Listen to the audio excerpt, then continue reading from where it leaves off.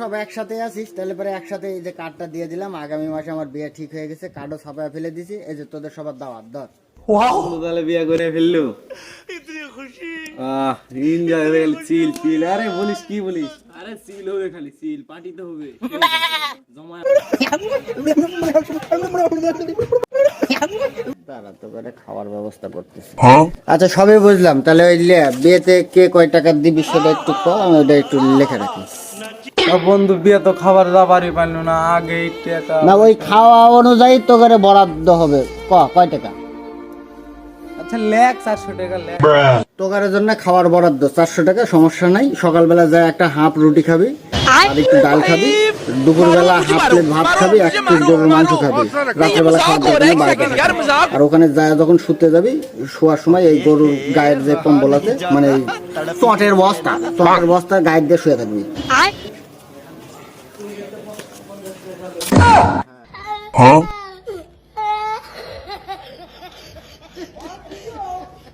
স্কুলের বেতন ঠিকঠাক দিচ্ছি, প্রাইভেটের বেতন ঠিকঠাক আছে, তার নাম্বার নিয়ে আসিস নি কিসের জন্য?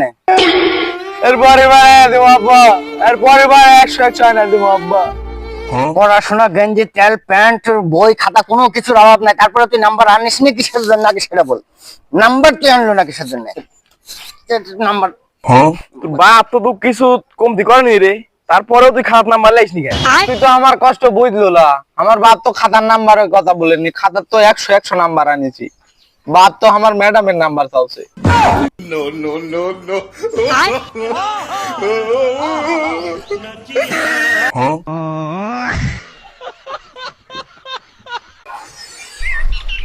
আঙ্কেল আসসালামু আলাইকুম। ওয়ালাইকুম আসসালাম। আঙ্কেল আমি আপনার মেয়েকে অনেক ভালোবাসি, ওর জন্য আমার জান হাজির, খুব ভালোবাসি। আঙ্কেল প্লিজ আমাদের বিষয়টা একটু দেখেন, আমার সাথে একটু বিয়ের ব্যবস্থা করে দেন আঙ্কেল। তাহলে তুই ওই স্যাংরা যার সাথে আমার বিটি প্রতিদিন রাতে ভিডিও কলে কথা বলে?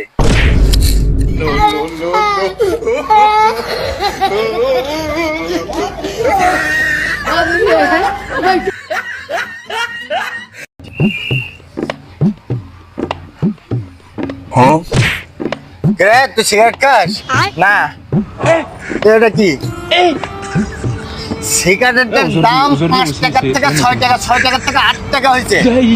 এতখানি সিগারেট ছেড়ে দিলে কতখানি অপচয় হারাম দাদা জানিস তুই? এটা সিগারেট ফেলেছ, ধর আর 2 টান হবে, মার।